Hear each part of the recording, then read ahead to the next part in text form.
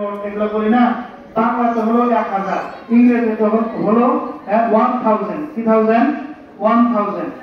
আপনি এরকম ভাবে আরবিতে বলা হয় আলফুন, কি বলা হয় আলফুন। আলফুন অর্থ হলো 1000, কি 1000।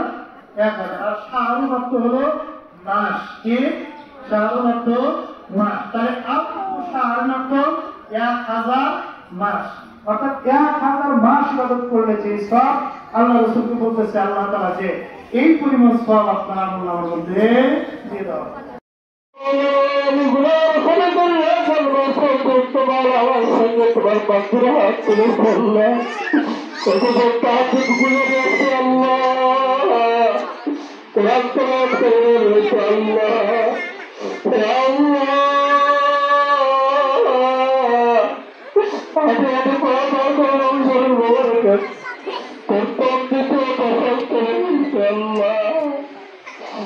Allah